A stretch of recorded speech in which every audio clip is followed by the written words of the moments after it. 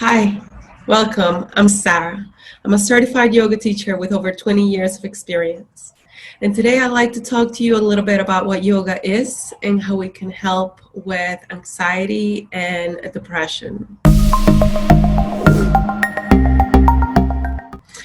Yoga is a practice that helps you connect your spirit, mind, and body in a very real and practical way by using your breath. There's many different styles of yoga out there, and every individual is going to find a different practice more helpful to them than other practices. And so in the next video, I will talk a little bit about what the styles of yoga are and what might work best for you.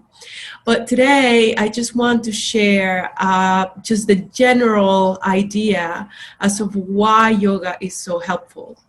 You see, the body is always present. It's always here. We can feel it, we can touch it, we can work with it. And that's what the yoga poses allow us to do. The mind, however, it's always running away, either to the past or to the future.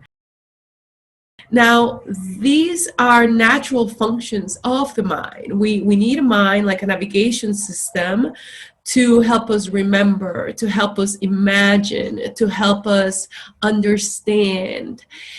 But we need to become the masters of our mind and tell our mind where to go and what to focus on.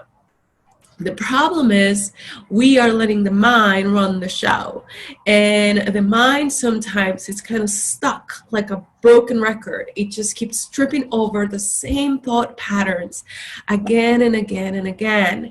And so maybe it's stuck in the past of something that happened or something that you could have or should have done and didn't do. Or maybe it's worried about the future and what's going to happen if this and what's going to happen if that. Both of those scenarios are just thoughts.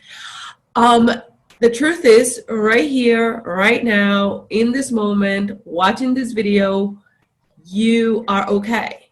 That's just the truth.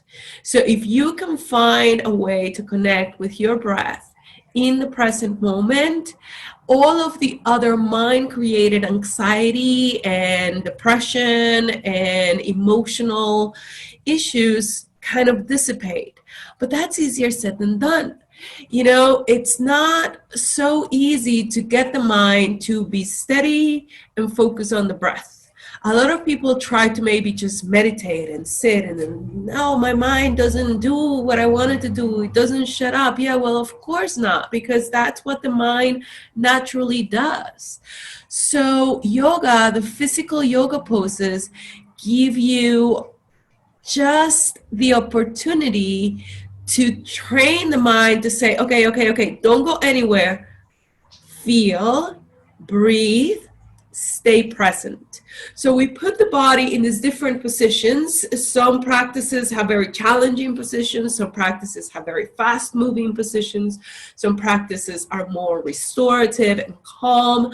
But in all practices, the goal is put your body in a certain position and feel. Be curious. Where does the breath go? What muscles feel tight? Even something as like, okay, how does my mind react to this pose? Am I experiencing aversion to my experience, or am I experiencing doubt towards my experience in this pose? Am I experiencing joy and, oh my God, this feels so good and I'm so happy? All of those scenarios are not good or bad or otherwise. They just are. And so when you are able to see yourself in these poses and allow yourself to become the witness of your body, the witness of your breath, the witness of your mental fluctuations, the witness of your emotional fluctuations, then you can begin to see, okay, these patterns are helpful, I should nurture them. And these patterns are not so helpful, I should maybe change them. But that option is not there if you're not aware of what's flowing through. So you are not depressed. You have depression flowing through you. There's a difference. You are not anxious. You have fear running through you. So wait a minute, then who's you? Who's the one experiencing this fear? Well, that's the witness. That is your true self. That is your conscious self. And the more you connect with that part of yourself, the more freedom you have to change your thoughts, because your thoughts affect your emotions, and then your emotions feed your thoughts. And it's a continuous, like, never-ending cycle of negative thoughts, negative emotions, more negative thoughts, more negative emotions. If you can see them as just that, thoughts and emotions, then you can say, okay, wait, I'm not going to think this way anymore. I've decided that this is my new perspective.